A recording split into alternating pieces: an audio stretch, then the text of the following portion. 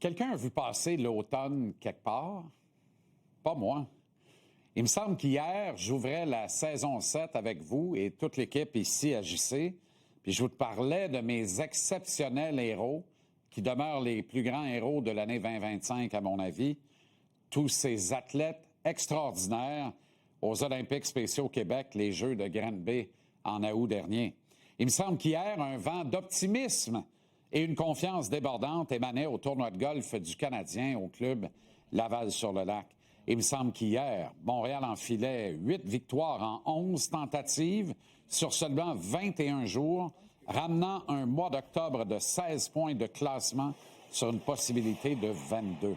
On disait alors que Bolduc allait en scorer 30, Caulfield 50. Suzuki allait être le premier depuis Mats Naslund à récolter au moins 100 points. On disait que Demidov allait vraiment chauffer les faufounes de Matthew Schaefer, l'extraordinaire jeune défenseur des Islanders, dans la course au Calder. On disait que Jakub Dobeš était finalement le numéro 1. Ah oui, hein? Sans savoir, on disait une niaiserie qui s'est enflée au point de faire dérailler la chaîne de l'équipe à partir de l'arrière, soit devant le but.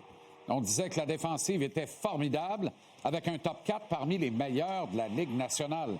Qu'Alex Newhook serait, avant la fin de la saison, considéré avoir été finalement un vol lorsqu'acquis en retour des choix 31 et 37 de l'encan 2023. On disait que Kirby Dach, à défaut d'être un centre top 6, pourrait être un redoutable ailier de puissance, fidèlement en pleine éclosion. Et puis on disait que Patrick Laine était un peu dans les jambes, finalement, confiné sur un 4e trio avec peu de temps de glace sur une 2e vague d'avantage numérique. Laine est sorti sur blessure. Qui peut prétendre le revoir un jour dans l'uniforme du Canadien? Goulet et Dach se terrent dans une infirmerie qui pourrait très bien porter leur nom. Newhook fut la seule réelle malchance imprévisible d'un automne qui semble s'être écroulé en une seule journée.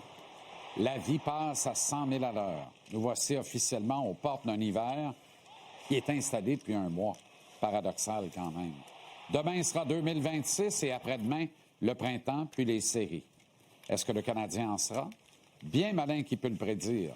Mais pour la forme de l'exercice ce soir, parce que c'est la dernière de l'année, on ne veut pas voir le verre à moitié plein, on veut le voir débordant, disons-nous, et pourquoi pas? 2026 va commencer par un rythme infernal.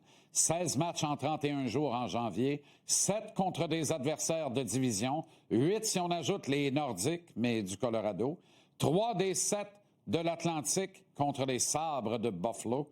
Samuel Montembeault sera de retour et il se sera relevé, ce qui le réhabilitera à vos yeux de partisans.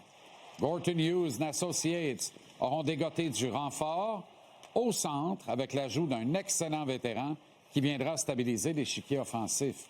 Le retour de Dach permettra un 3e trio très solide avec Oliver Kapanen et Alex Texier. Zach Bolduc sera une pièce parfaite sur le premier trio, tandis que Demidov et Slavkovski seront admirablement servis par le vétéran nouveau venu. Caden Goulet sera de retour. Il ne fera pas plus mal du reste de la saison qu'il eût cru. Et alors, le corps défensif de l'équipe souffrira moins, ce qui rejaillira sur l'excellence des gardiens. Martin Saint-Louis aura fait évoluer son système, une migration qui sera saluée par tous les Tony et JC de la Terre.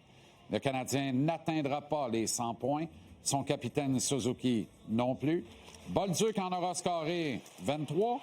Caulfield en aura mis au moins 40 dedans pour la première fois de sa carrière, mais pas 50. Hudson aurait fait mieux que son extraordinaire saison première, ce qui est déjà beaucoup. Demidov sera très loin du Calder Schaefer, mais très proche d'un formidable 65 points.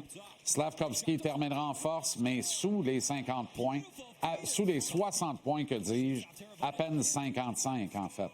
Et le CH entrera en série par la grande porte, au final 3e de l'Atlantique.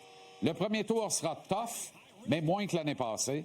Le rendez-vous avec le 2e rang de l'Atlantique sera jugé prenable et les Kids de la Flanelle atteindront le 2e tour. La confiance débordante, on se dira alors que tout est désormais possible. Et puis, on verra, car pour le moment, j'appelle un temps d'arrêt, une pause méritée, salutaire, du temps de qualité avec vos proches pour leur dire que vous les aimez. C'est précieux, c'est important. parce que demain, c'est au Glorieux qu'on le créera, entre deux débats bien sentis sur les trios des paires de défense, le choix des gardiens, la stratégie du coach, le fameux système. Joyeux Noël et à demain. Ça, c'est lundi, le 12 janvier, à 17h.